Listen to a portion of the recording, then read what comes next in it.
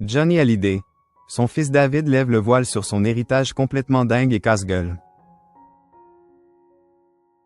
Dans une récente interview accordée à Marie-France, David Hallyday s'est longuement confié sur l'héritage de son père, Johnny. Le 5 décembre 2017 restera à jamais gravé dans le cœur des mélomanes. C'est en effet à cette date que Johnny Hallyday, alors âgé de 74 ans, est décédé d'un cancer du poumon à son domicile de Marne-la-Coquette, dans l'ouest parisien.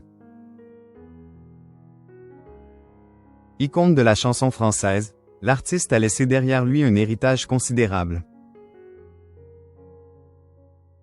Si son œuvre continue de faire vibrer les fans, son patrimoine financier, en revanche, a semé la discorde au sein de son clan.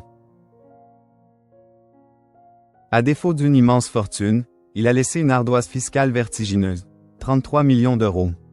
Une dette directement transmise à son épouse Laetitia Hallyday. Et ce n'est pas tout. Deuxième choc, Laura Smith et David Hallyday, les deux aînés du rocker, ne figuraient même pas sur son testament.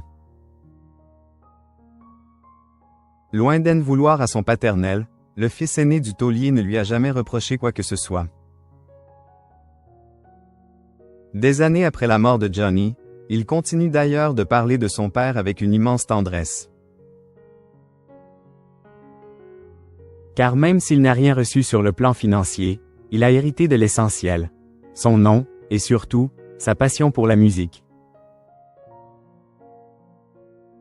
Fier du parcours de l'interprète de Que je t'ai aimé, David a même choisi de lui rendre un nouvel hommage en reprenant certains de ses plus grands titres sur scène. Une façon pour lui de faire revivre la légende, tout en partageant l'amour qu'elle lui porte. En pleine promotion de ce projet hors du commun, le papa d'Ilona, Emma et Cameron enchaînent les interviews depuis quelques semaines.